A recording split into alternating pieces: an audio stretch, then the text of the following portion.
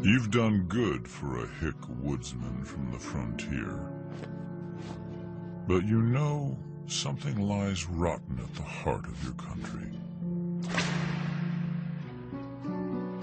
And you're the one to save it.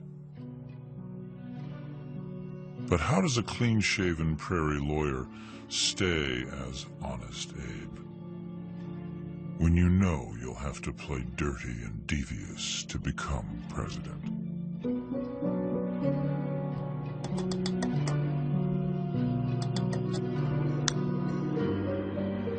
And what if you reach the White House and there's no nation left to save?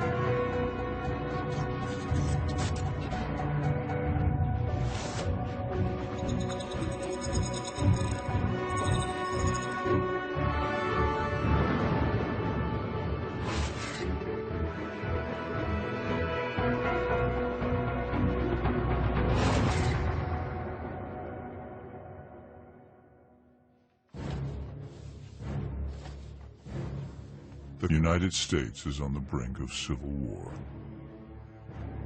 The dispute is about whether the new territories should become free states like the North or slave states like the South. Nowhere is the debate fiercer than in Ottawa, Illinois. Thousands have descended on this little town.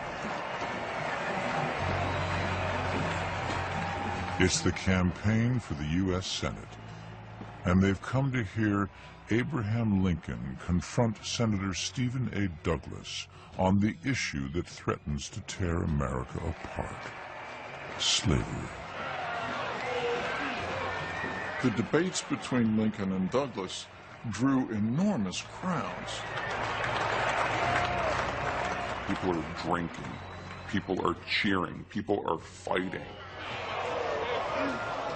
It was almost pugilistic, as though people were coming to a boxing match to watch these two heavyweights slug it out. Lincoln is a rookie politician, a member of the brand new Republican Party. Just 4 years old, it was formed to end slavery. He's an unknown. Abraham Lincoln's career as a politician has been almost non-existent. The only thing Lincoln has is his brain, is his ability to orate. That's it. His opponent in this election is the current Senator of Illinois, Democrat Stephen A. Douglas. Stephen A. Douglas was among the most ruthless politicians of the day. And more importantly, probably the most powerful Democratic politician in the United States. I would call it David and Goliath, but it's worse than that. It's David and Goliath if David didn't even have a slingshot. Douglas doesn't open on the issue of slavery. Instead, he plays to the crowd.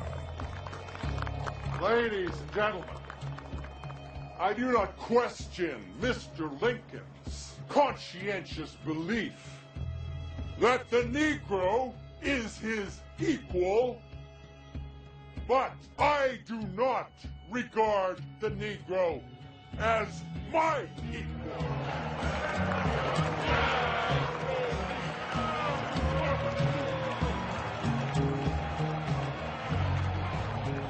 Douglas was not one to talk about legalizing slavery in the territories so much as he wants to paint Lincoln as a pro-Negro politician. He is, in other words, playing the race card and playing it in the most shameless fashion imaginable. But the prairie lawyer is not going to be deflected from his mission to see the end of slavery in America.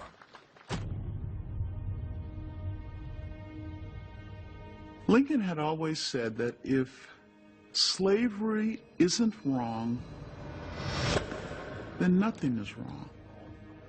That slavery was horrendous. And I think it was because he hated the way his father had treated him, which was like a slave. Because his father would yank him out of school, force him to go work on neighbors' farms, performing all kinds of backbreaking labor. There is no reason why the Negro is not entitled to all the rights enumerated in the Declaration of Independence. When Lincoln invokes the Declaration of Independence here, there's no quarreling, there's no quibbling with it. That is the authority. He is as much entitled to these rights as the white man. Lining the Declaration of Independence up on his side provides a formidable obstacle for Stephen Douglas to scramble over. He is my equal, and the equal of Judge Douglas. Lincoln argues that if slavery is allowed to spread into the new territories, it will lead to war. But he doesn't call for abolition. And Lincoln's solution was brick the thing in. Make sure that it doesn't spread. Let it asphyxiate within its own casket. And place it on the course of ultimate extinction.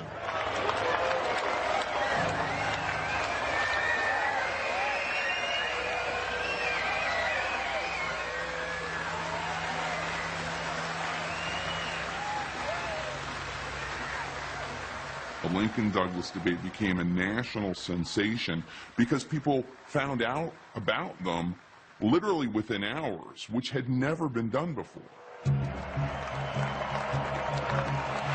For the first time, Americans will read the exact words Lincoln has used to defeat Douglas. You had people writing things down in shorthand. Have a runner take it to the nearest train station, and then the notes would be sent up to Chicago. To a telegraph station. The telegraph would then relate exactly what was being said, word for word, at these debates to newspapers. And within 24 hours, the newspapers could have those debates all cased up and ready to go into print. So Lincoln is getting a national reputation, and his words are being printed even internationally.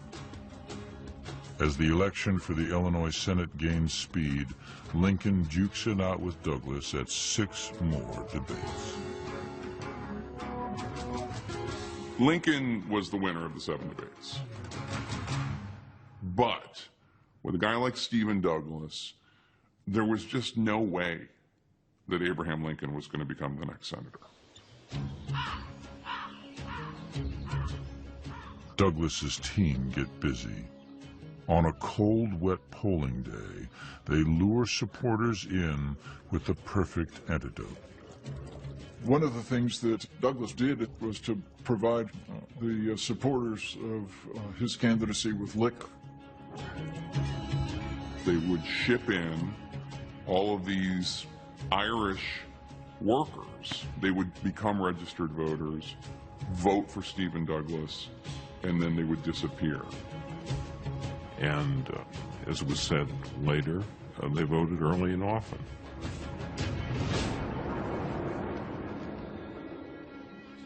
Douglas plays all the dirty tricks in the book. Lincoln is defeated. This was a devastating political loss for Lincoln. Lincoln is humiliated.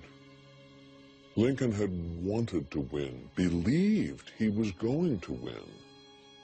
Lincoln's brief and inglorious political career looks over before it's even really begun.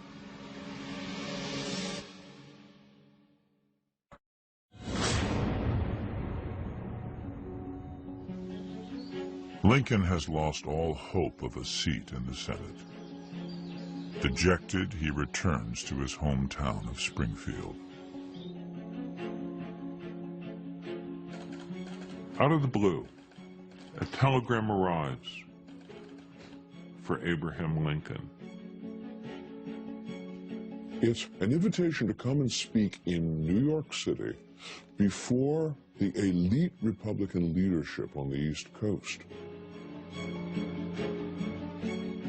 Republicans are buzzing about how this rank outsider demolished Stephen A. Douglas with nothing but oratory. People wanted to see him. They wanted to hear him. And he realized that his star had really not diminished. As a matter of fact, it had arisen. And I think it stoked the idea in his mind, and the minds of many others, that he was a potential president. Somehow we've got to come up. Lincoln knows New York can give him his break, but he's saying nothing about reaching for the top job. He played this game and danced this coquettish dance about whether or not he could see himself as president for months and months and months, pretending that he had no interest in it. He lies in secrecy. God help us if Lincoln understood that the later he emerged as a candidate and the less time his opponents had to attack him, the better off he'd be. Lincoln arrives in New York. He's spent months preparing for this moment, his address to the elite of the party at the Great Hall of Cooper Union. Lincoln sees this as an opportunity for what amounts to a political screen test. But Lincoln's attire leaves something to be desired. He's wearing a wrinkled suit. He has one pant leg shorter than the other. His hair looks like it hasn't been brushed. He's a mess. All these sophisticated New Yorkers look at each other as, who is this country bumpkin? People are unsure of who this guy is. He knows that this is a key moment, and so he's understandably nervous. And then he speaks, and then he talks. Mr. President and fellow citizens of New York, It starts off a little shaky. the facts with which I shall deal this evening are mainly old and familiar. But then he begins to tell his audience why he's there, and the arguments begin to flow. Can we allow slavery to spread into the national territories and to overrun us here in these free states? And he starts delivering a beautiful, powerful oration. The audience is stunned. Then let us stand by our duty fearlessly and effectively. They forgot about his accent. And the speech becomes so moving, and people feel incredibly inspired. On a question about which all true men do care. And he ends by saying, right makes might. And in that faith, let us, to the end, dare to do our duty as we understand it. By the time he finishes with that major sentence, he has them in the palm of his hand. It is one of the great American speeches. One person in the audience said, "He's the greatest man since St. Paul."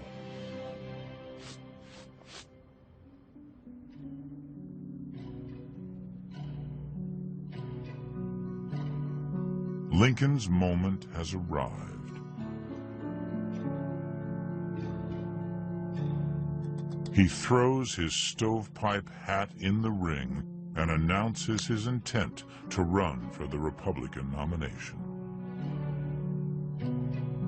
Nothing can stop him now, except for the hot favorite to win, William Henry Seward. William Henry Seward was an upstate New Yorker, a man of fabulous gifts as a speaker, a man of principled opposition to slavery, and a man of great political experience. He was urbane. He was charming. Here was a man who looked like he was effortlessly ascending the steps toward the presidency.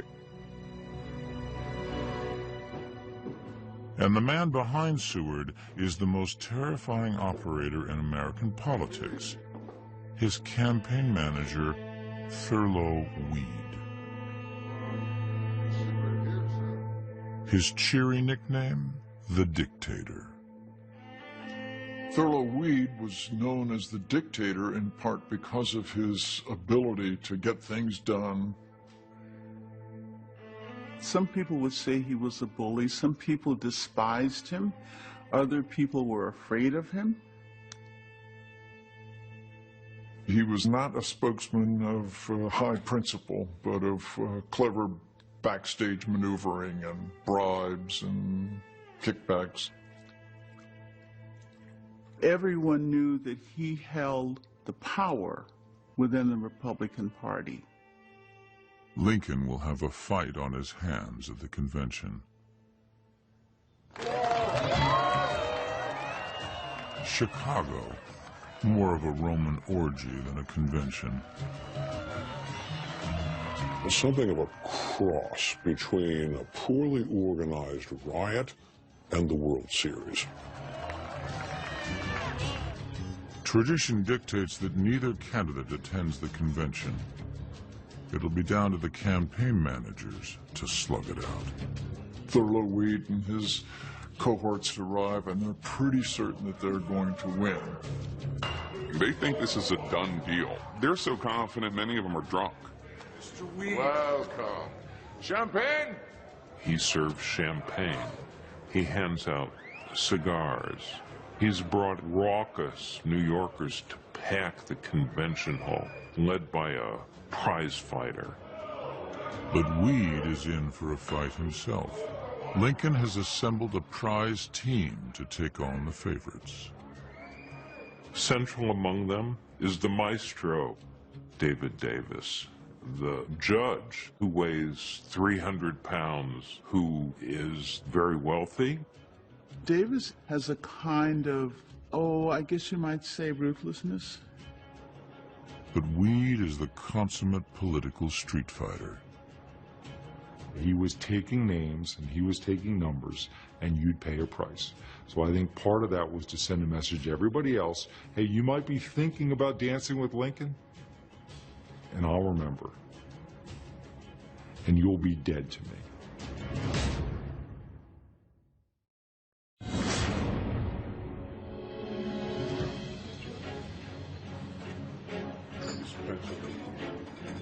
Lincoln's team face an almost insurmountable challenge. There's just 2 days to go till the ballot to choose the Republican nominee for president. To win, they need 233 delegate votes. So far, they can count on just 22. So they went to work like beavers on a dam. They worked their way into every nook, cranny, and smoke-filled room they could. The team, led by the judge David Davis, are a law unto themselves. Lincoln has a very good team who are quite prepared to suggest that Lincoln will remember you. Davis meets with the leader of the Indiana delegation, Caleb Blood Smith. Caleb Smith is probably one of the most incompetent and lazy people of any prominence at the convention, but they don't care. They start offering him a job. I don't mean like being like the butler at the White House. They offer him a cabinet position if the Indiana delegation eventually comes around to Lincoln. Word of these promises comes back to Lincoln. Lincoln is not happy at hearing this. He has cultivated an image over the years of being honest Abraham. And Lincoln sends a message back saying, "Make no promises in my name. I will not be bound by any." Which, in a way of saying, is, if you are doing this sort of thing, I don't want to know about it. I don't want to hear about it. Make no mistake, Abraham Lincoln was chief political strategist. He relied on his aides maybe sometimes to do the dirty work, to be ruthless, to cut deals, but he was the lead dog. And Lincoln did some very difficult and even sometimes devious things to gain the White House, and thank God he did. But they'll need all their political cunning when they hear that Thurlow Weed is planning to jam the hall with his supporters. These were like sporting events. Commanding a convention hall was crucial. It is going to be just a mass adoring crowd calling for Seward, so they have to do something to stop this.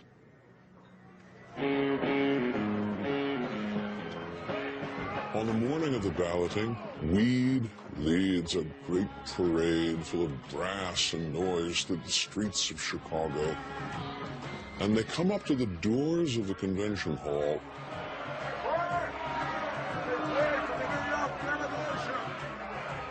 Only to find that all the seats have been taken. Why? The night before, Lincoln's people got their hands on a convention ticket. This is so devious. They printed counterfeit passes to get into the convention and stacked the hall with people who were not legitimate delegates. And they printed 5,000 counterfeit tickets. Sorry, but even our greatest president, our most honest president, was not above a little dirty politics. Their ploy works. The hall is packed with Lincoln men shouting from the rafters. They had a guy known as having leather lungs belt out his name. And it made Lincoln seem like a natural winner.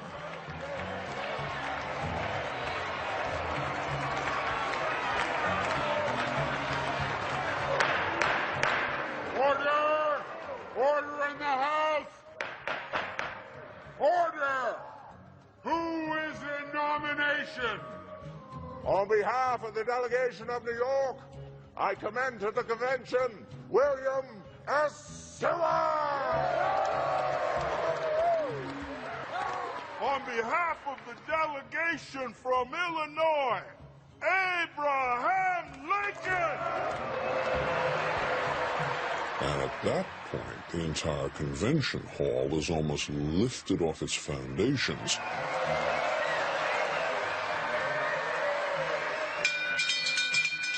Call the roll. I call on New Hampshire. The convention moves to the first round of balloting. 7 votes for Lincoln. There are 13 candidates for the Republican nomination. Whoever gets an outright majority is the winner. For Seward. The state of New York cast 70 votes for William H. Seward. Lincoln himself says he knows he's not the delegates' first love. But once their own first love has left or fallen away, I will be their second. So their whole strategy had to be, how do we survive until later rounds of balloting? At the end of round 1, Lincoln and Seward lead the field. Seward comes in first, but he's 50 votes short, and Lincoln second place. Before balloting resumes, Davis and his team have just 15 minutes to win over delegates whose nominees are now out of the running. Key state is Pennsylvania. Its boss, Simon Cameron, he wants a big job. Simon Cameron was widely regarded as a flagrantly corrupt politician. Lincoln's team promises him a cabinet position if he and the delegation back Lincoln. Lincoln's team doesn't care, because now it's all about the win. Call the roll. Seconds away, round 2. Indiana cast 26 votes for Abraham Lincoln.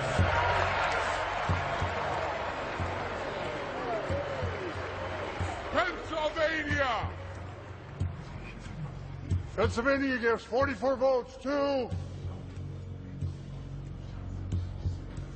Lincoln.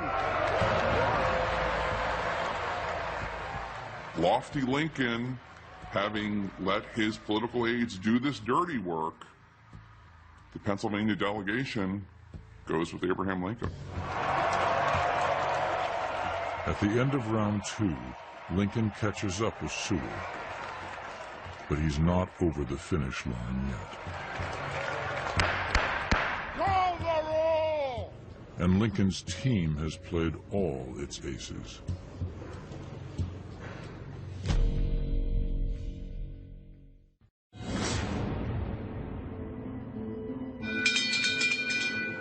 Order!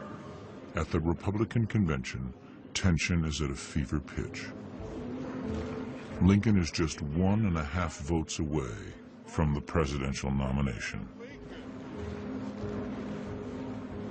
Order, please! Ohio!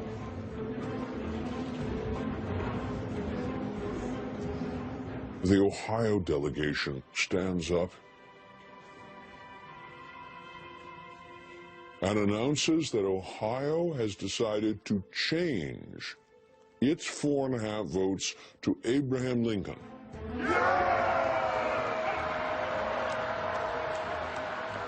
Pandemonium breaks out in the convention hall.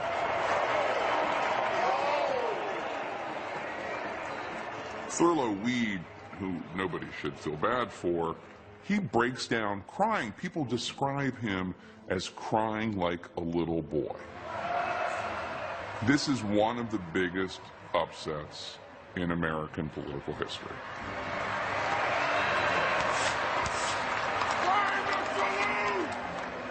Abraham Lincoln is now the Republican nominee for president.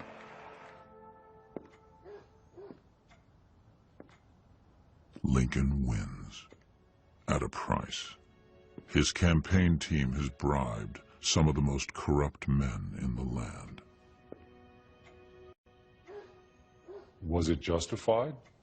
Well, Abraham Lincoln is probably our most important president, so I would argue every means that was utilized was justified. We'd love to think he was above politics, but he wasn't. Lincoln now finds himself in a rematch with his arch rival. the man who beat him in the Illinois State Senate election 2 years earlier, Stephen A. Douglas. Stephen A. Douglas is the little giant.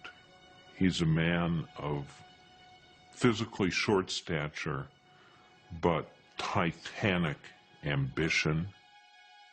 And Douglas desperately wishes to be President of the United States. But Lincoln has the advantage. After an angry convention in Charleston, South Carolina, Douglas's Democratic Party has split down the middle over slavery. The news that the Democratic Party had split was an enormous boon to the Republican Party and to Lincoln, because now they faced a divided opposition. But he still has an uphill battle. The Republicans know it's futile to put Lincoln up for election in the South. No decent, upstanding slave owner is going to vote for him, and slaves don't vote. Now it's a double race between Lincoln and Douglas in the North, and Democrat John C. Breckinridge and constitutional unionist John Bell in the South. Abraham Lincoln has to win without his name even on the ballot in the South. And that's not going to be easy, because he has to win New York. If he doesn't win New York, he will not be president. New York State has the highest number of electoral votes, but it is also the stomping ground of William Seward and Thurlow Weed, who Lincoln has so publicly humiliated. They hate Lincoln. They feel like they got cheated out of the nomination.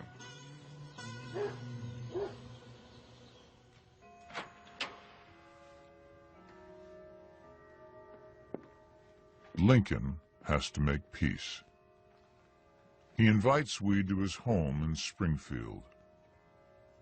Lincoln's attitude is, nobody's his enemy, everybody's his friend.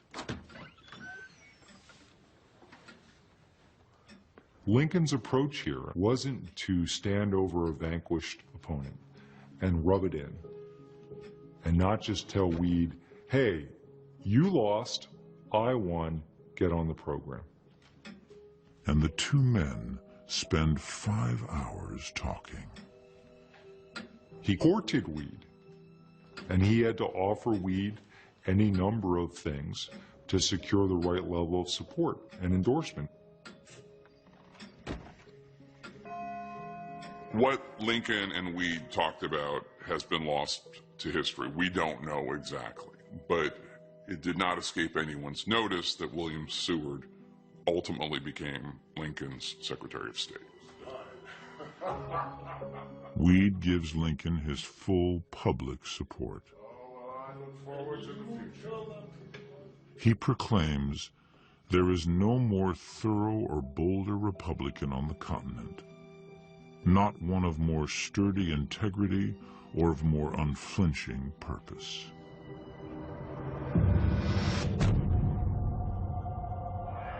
Weed's endorsement comes just in time as the campaign ratchets up.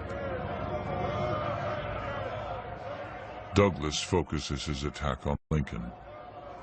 If you desire Negro citizenship, then support Mr. Lincoln and the Black Republican Party. His weapon, race hate. He accuses Lincoln of being in favor of race mixing, in favor of black equality. He calls him a black Republican. He calls him things far worse. Lincoln did a lot of things that today seem unethical, but he never appealed to the darker angels of our nature, and Douglas did. And Stephen Douglas should have been ashamed of himself. The very Union itself is coming apart under the pressure of the election. Down south, the homes of Republican sympathizers are attacked. The prospect of a Lincoln presidency drives Southerners to extremes. They prepare politically, they prepare militarily. Their state arsenals are opened up. Their militia companies begin to drill. One newspaper declares, "Let the boys arm. Abolitionism is at your doors, with torch and knife in hand."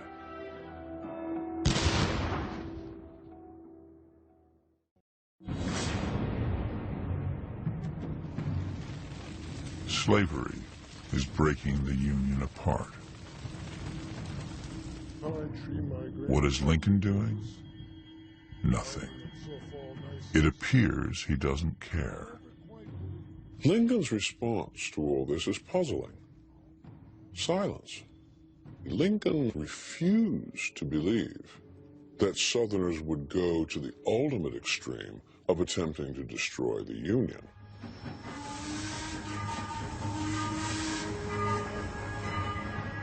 While Lincoln stays home, his rival Stephen Douglas resolves to act.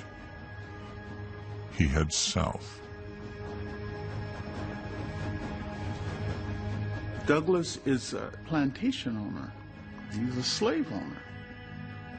So he understands how deeply embedded slavery is in the South.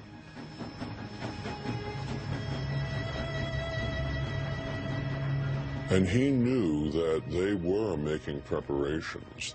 They were getting ready. They were fully prepared to do something dramatic. He decides he must plead the case for the Union against secession. He's now campaigning for the nation. And he does this incredibly bold and brave thing.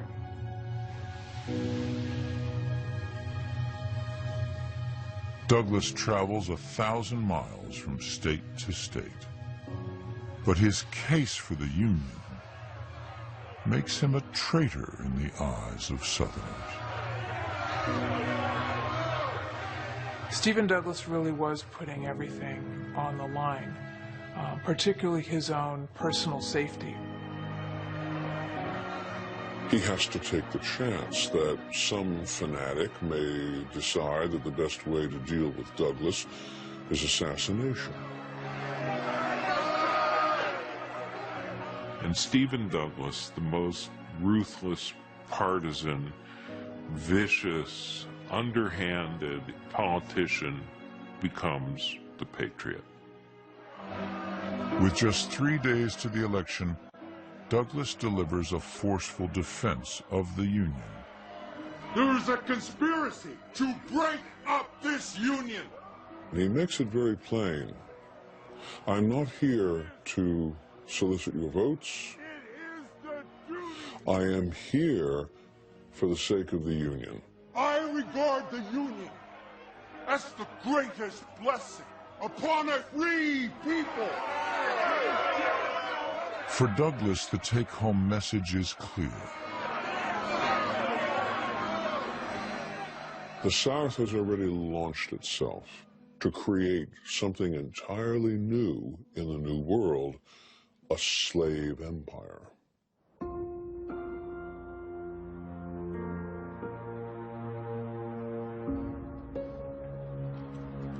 The very idea of America is at risk. 81% of the electorate come out to vote, one of the highest turnouts in United States election history. The stakes were so high because it might have been the last election for a United States of America. Lincoln is waiting on the telegraph to tell him just what the vote count is.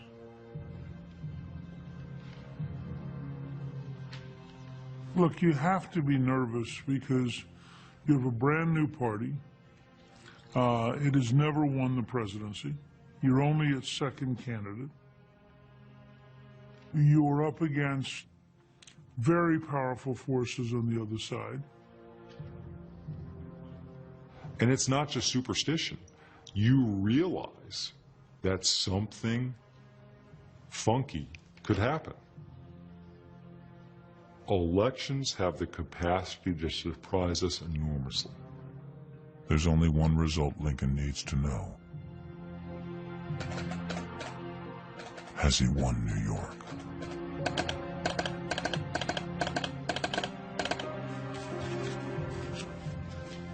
Message from Mr. Lincoln.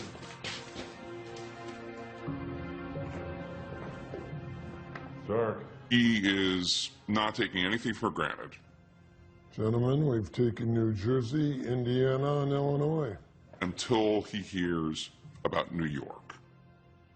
He knows it all rests on New York. There's nothing more nerve-wracking, professionally, I think, than awaiting the results in a presidential election.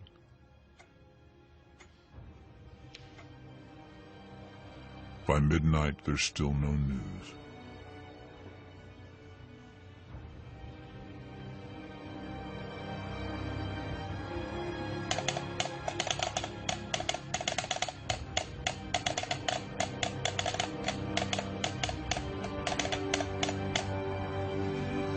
He took New York.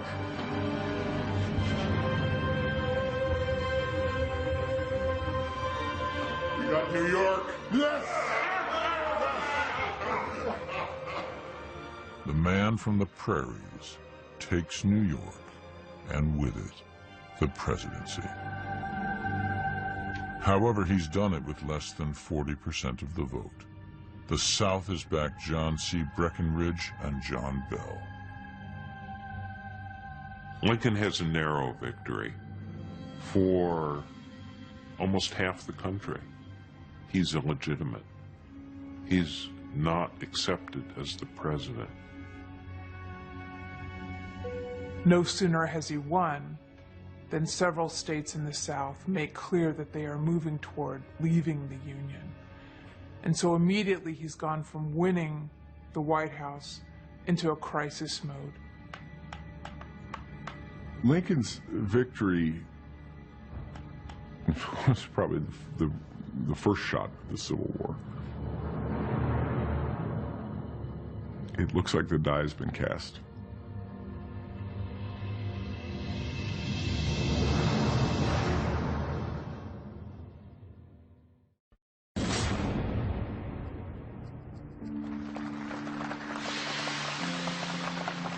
Abraham Lincoln, president-elect, sports his distinctive beard for the first time.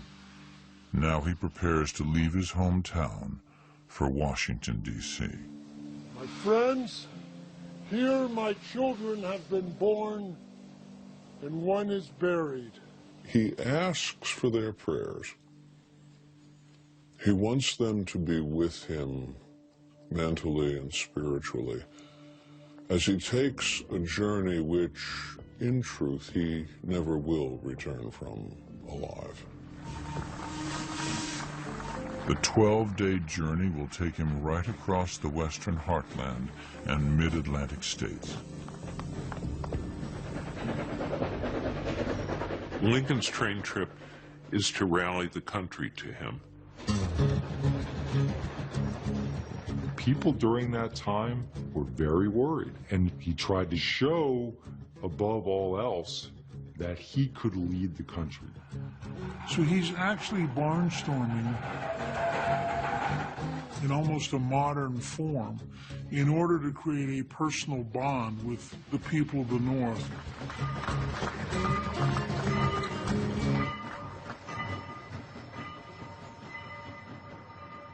Lincoln arrives at Independence Hall, where the Declaration of Independence, his revered document, was signed, and he raises himself the American flag over it. Lincoln speaks about how the Declaration of Independence must be the guiding principle to save the Union. But his speech ends with an ominous remark. If this country cannot be saved without giving up that principle, I was about to say, I would rather be assassinated on this spot than to surrender it. The crowd is unaware that Lincoln has been told of a plot to assassinate him. There is a group that has plotted to kill him on his route to Washington. That evening, Lincoln and his aides discuss their next move. So it would be incredibly nerve-wracking to think about the debate they had about what to do in that circumstance. Do they just leave? Does he carry on? They actually suggest that he disguise himself, that he wear different kinds of clothing. He doesn't want to do that. What president wants to arrive in the national capital for his inauguration as though he was afraid? Reluctantly, Lincoln agrees. For additional security, he travels on an unmarked train. Still, he's taking a huge risk. He has to go through Baltimore, where known Confederate sympathizers are lying in wait.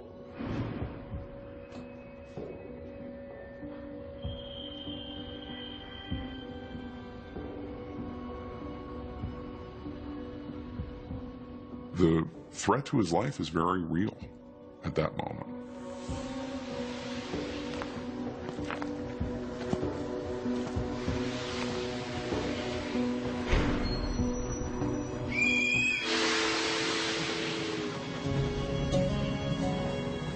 Lincoln makes it to the Capitol.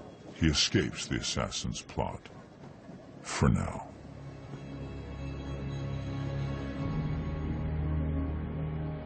Inauguration Day dawns on a chilly Washington. And it's a chill that comes not so much from the weather as from the anxiety that something desperate is going to be attempted. The army is lined up along Pennsylvania Avenue in case of attack.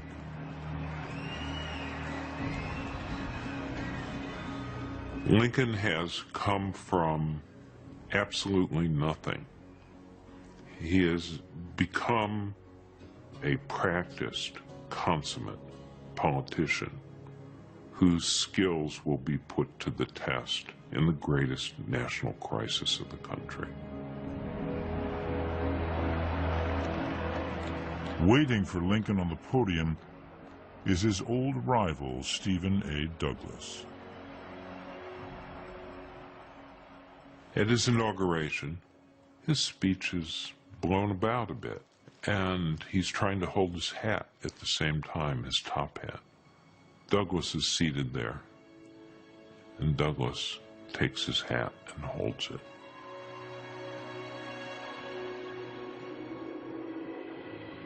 The old rivals had come to a meeting of the minds, at least on each other, and what they owed to each other. We must not be enemies. Though passion may have been strained, it must not break our bonds of affection. Just 5 weeks after Lincoln's inauguration, civil war breaks out. 620,000 Americans would lose their lives.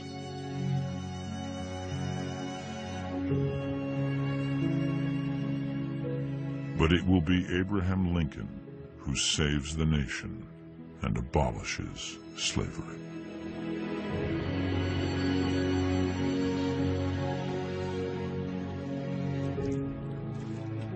The things Lincoln worked toward are the most important things America's ever done. Nothing will ever be as important as ending slavery and